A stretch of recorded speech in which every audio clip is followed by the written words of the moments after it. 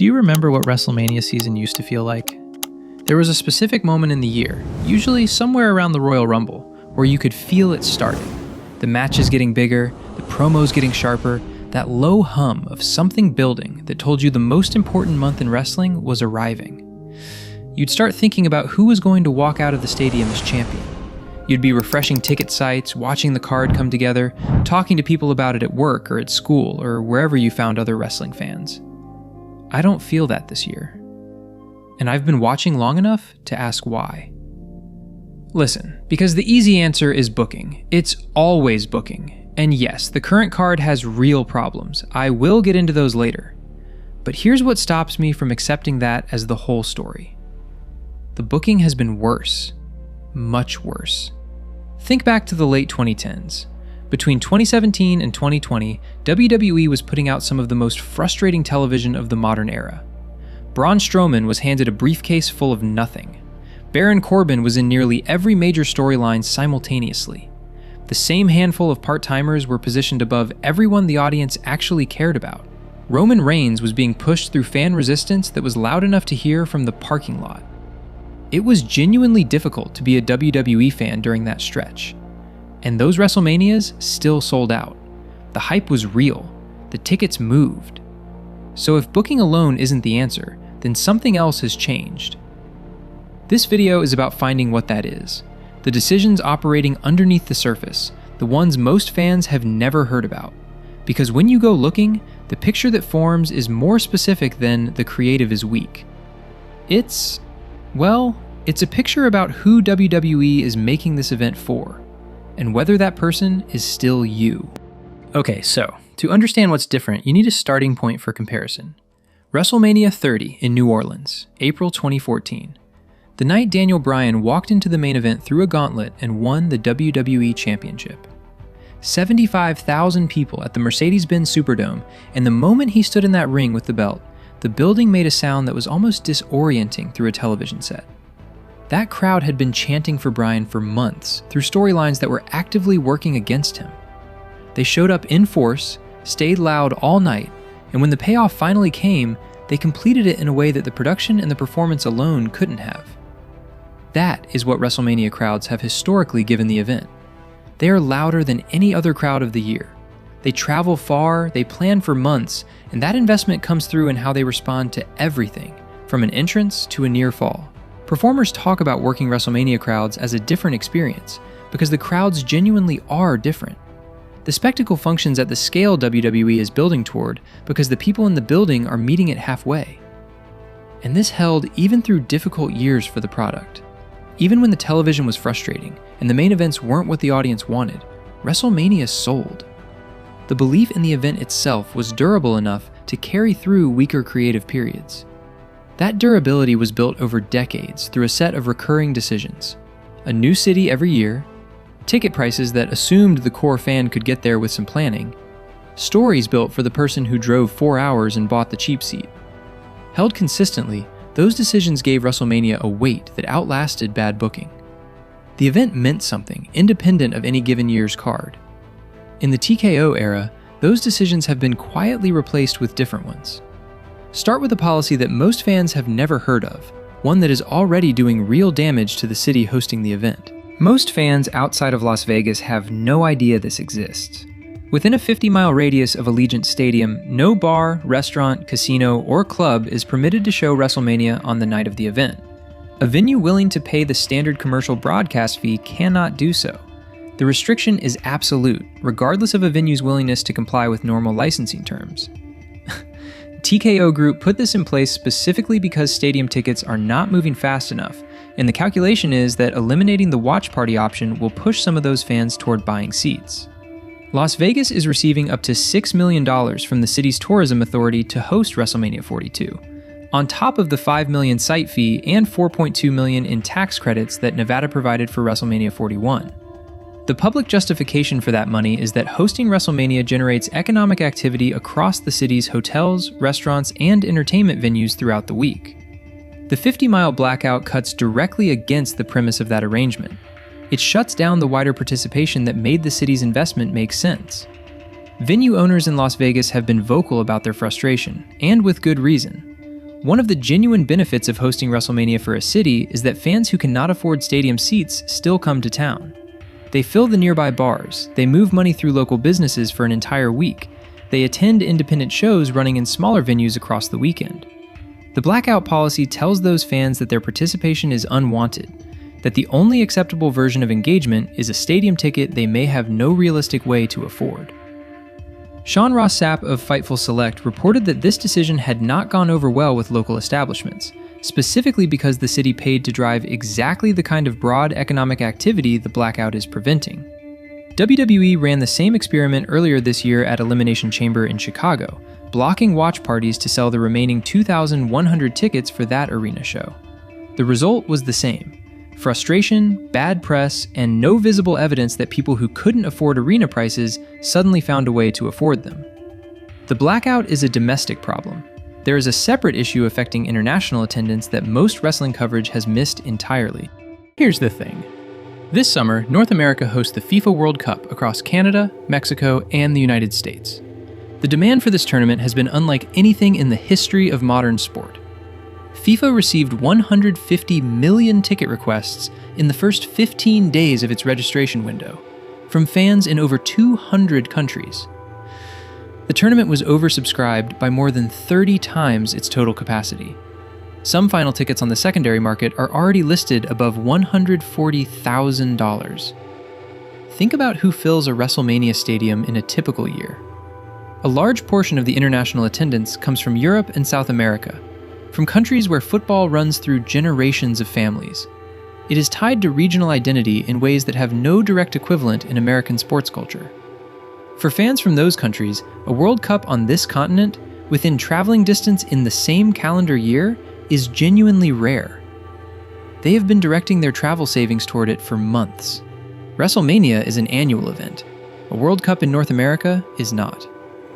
The travel money that would normally fund a transatlantic flight to Las Vegas has been redirected. And this matters structurally because international fans have historically been a reliable floor for WrestleMania ticket sales. They buy early, they travel regardless of card quality, and they fill the sections that domestic audiences sometimes hesitate on. Remove that floor, and the entire weight of filling Allegiant Stadium shifts to the American market. WWE's financial projections do not appear to have accounted for this.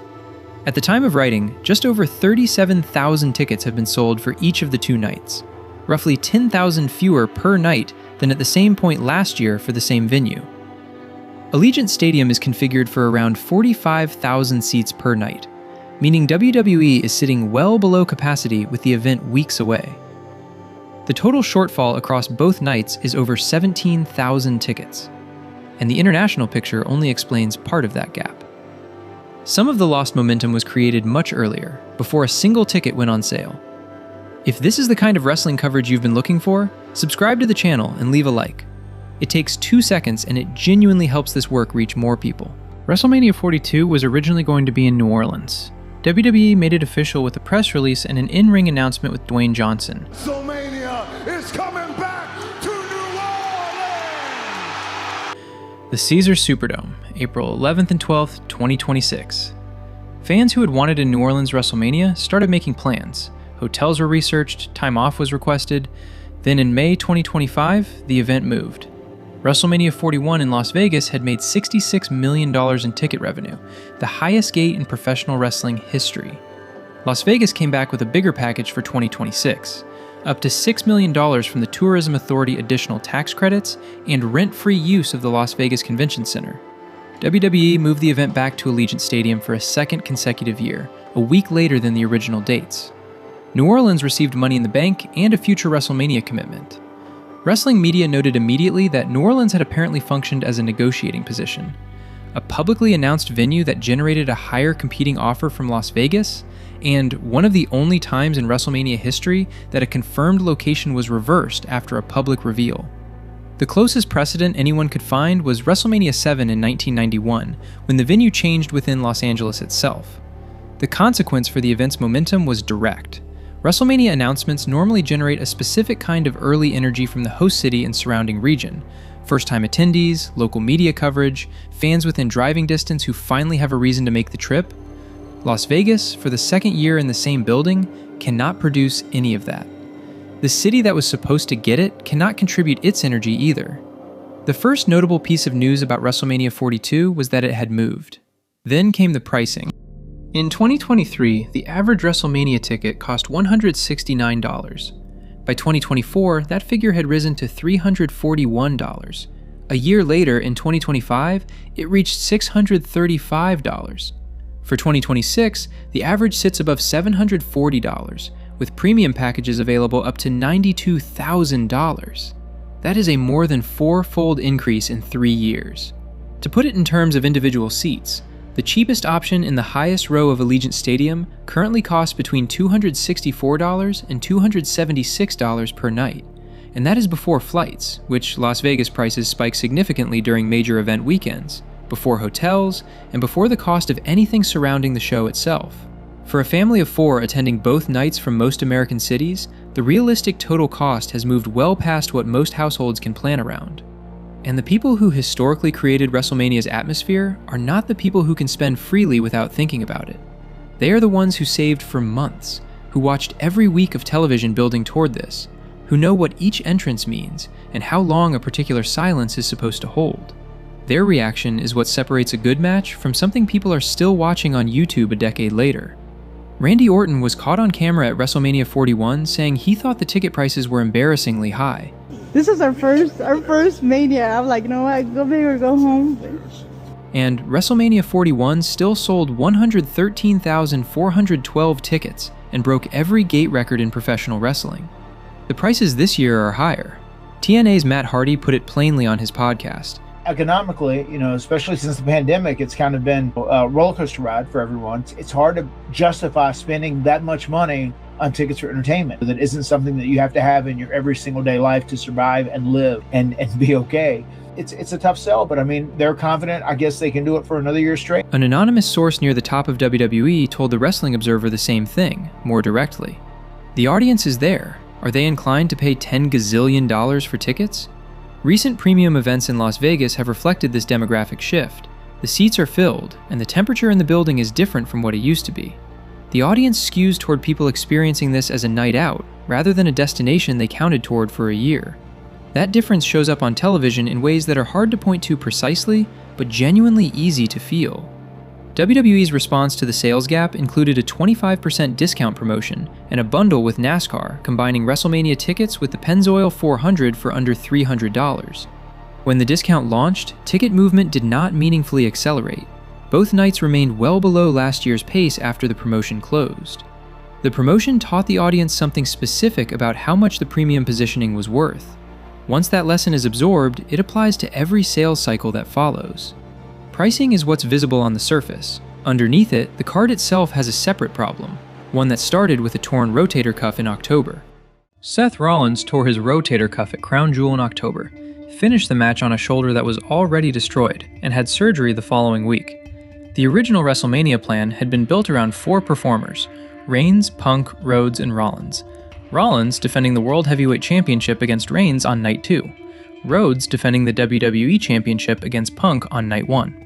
The card had a shape to it: 2 title matches, 4 of the company's biggest names, and weeks of television pointed at specific outcomes.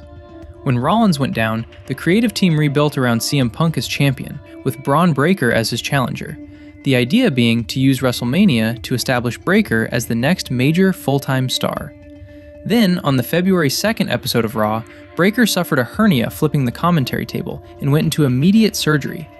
Less than 3 weeks later, Bronson Reed tore his bicep during an Elimination Chamber qualifying match. 3 members of the Vision faction out in the span of weeks, leaving Austin Theory and Logan Paul to carry the weight of a storyline designed for a different roster. On the women's side, Bianca Belair had broken a knuckle at WrestleMania 41 the previous April. The plan for WrestleMania 42, according to Dave Meltzer, was always Jade Cargill defending the Women's Championship against Belair, the reason Jade won the title. The injury stretched into the fall, then into winter, and in February, Belair announced finger surgery. Rhea Ripley won the Women's Elimination Chamber in Chicago and took the spot that had been held open for Belair for almost a year. Kevin Owens had neck surgery and missed the year entirely. By February, the card that fans were watching had already been rebuilt multiple times. That is the context for what happened next. On February 11th, WWE held an emergency all-departments meeting in Stamford. The 10,000 per night ticket deficit was the explicit subject. Out of that meeting came a mandate from Paul Levesque to reconsider the entire WrestleMania match card, the card that had been locked in before the Royal Rumble in late January, assembled by a creative team that had been working around a depleted roster for months. After the meeting, that card was scrapped. The weeks of television that followed looked like what they were: characters changing direction without the groundwork that makes direction changes feel earned. Storylines swapping partners mid-build. The slow weight of anticipation replaced by decisions that landed without roots. People inside the company began drawing comparisons to the latter years of Vince McMahon's creative control. That comparison has a specific meaning in wrestling circles. It describes a pattern: last-minute reversals, talent learning their WrestleMania plans the day of a taping, storylines dropped before their payoffs. The people making the comparison were not being dramatic. They recognized what they were seeing. Road Dogg, Brian James, resigned as co-lead writer for SmackDown during this stretch. He had spent over a decade at the company, and that kind of time builds something that cannot be written in a briefing: a feel for how the roster works, which performers can carry which kinds of stories, where the long threads are buried. He left because he felt shut out of major decisions by TKO's new structure, and he left during the most critical creative window of the year. Eric Bischoff said publicly it was the worst possible time to lose an experienced hand. Someone close to the situation told the Wrestling Observer that the original plans were creatively strong and that the ticket problem was always a pricing problem. By scrapping a solid creative plan to fix a pricing problem, WWE went into WrestleMania season carrying both. The television in the final weeks before the show carries the weight of both at once. WrestleMania 42 will have the production. The performers will be there. Allegiant Stadium holds 65,000 people, and WWE knows how to fill a building with something that looks like a spectacle. What the event has lost takes longer to build than any of that.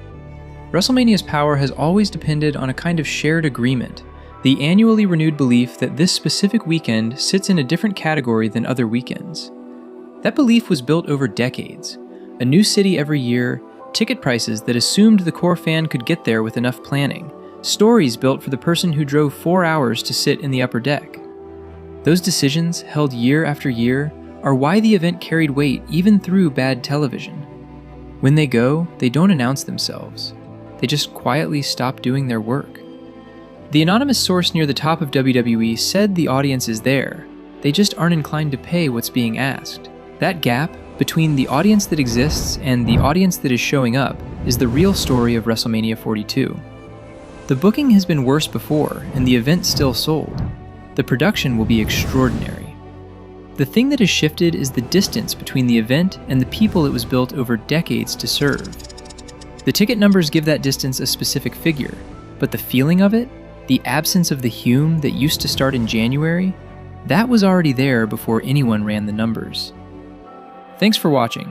If you got something out of this, a like and a subscribe goes a long way.